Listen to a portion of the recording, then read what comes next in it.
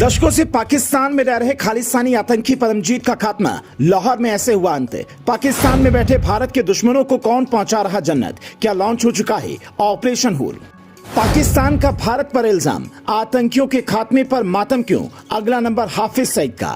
मोदी की ताकत, डोभाल का दिमाग, हुरों से मिल रहे आतंकी, गौर से देख ले दुनिया, यह है हकीकत।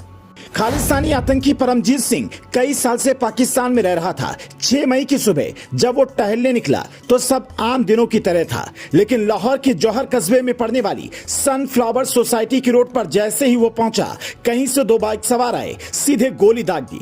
नतीजा ये हुआ कि परमजीत का मौके पर ही काम तमाम हो गया। आपको याद होगा साल 2015 में एक फिल्म आई थी फैंटम, जिसमें सैफ अली खान भारत के एक खुफिया एजेंट बने थे जो पाकिस्तान में जाकर हाफिज सईद को ठिकाने लगाता है। उस वक्त लोगों ने इस फिल्म को लेकर मजाक उड़ाया था कि कुछ भी दिखाते हैं, लेकिन क्या वो हकीकत में हो रहा है? पिछले 1-1.5 महीने में पाकिस्तान में 3 बड़े आतंकियों को हुरों के पास पहुंचा दिया गया, जिसे पाकिस्तान ने टारगेट किलिंग करार दिया। इन रहस्यमयी मौतों के बाद पाकिस्तान में बैठे आतंकी आकाओं की पतलून गीली हो रही है, क्योंकि 26 फरवरी को 9/11 हमले के जिम्मेदार आतंकी सैयद खालिद रजा, उसके घर के सामने सीधे उसे गोली मार दी गई। इससे पहले 20 फरवरी को बशीर अहमद नाम के आतंकी को रावलपिंडी में नमाज पढ़कर घर जाते हुए जन्नत की सैर पर भेज दिया गया। इन दोनों ही आतंकियों की हत्या एक ही तरीके से की गई। हथियारबंद मोटरसाइकिल सवार आए और सीधे सिर को पिस्तौल की गोली से निशाना बनाया और काम तमाम। लेकिन यह कहानी अब से नहीं चल रही है। अजीत डोभाल को जब प्रधानमंत्री मोदी सरकार में लेकर आए, कहा जाता है कि तभी एक खुफिया प्लान तैयार हुआ। पिछले 7 सालों में कई ऐसे आतंकियों की हत्या पाकिस्तान में हुई है जिससे उसने किसी को बताया ही नहीं।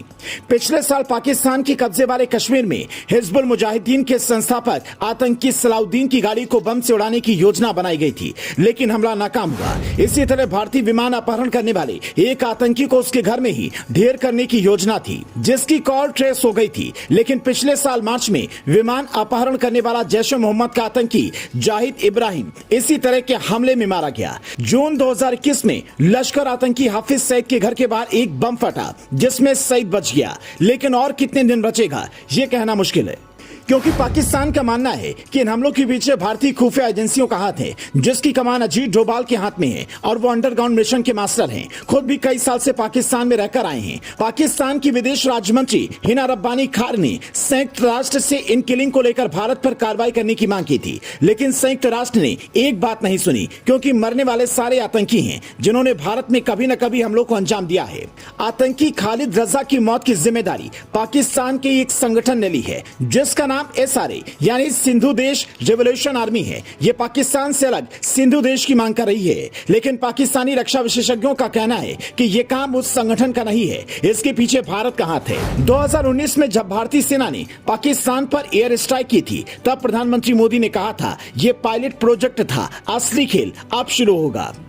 पंजाब के तरन तारण गांव में जन्मा 59 वर्षीय परमजीत सिंह पंजवार सिख उग्रवाद, हत्या, नशीली दवाओं और हथियारों की तस्करी आदि में लिप्त था। इससे पहले वो सोहल में एक केंद्रीय सहकारी बैंक में काम करता था। इसके बाद वो पंजाब में आतंकियों के संपर्क में आया और 1986 में KCF का गठन किया। वो भारत में हिंसा के लिए हथियार और नशीली दवाइयों को ही सप्लाई करता था। Bureau report, leading Bharat TV.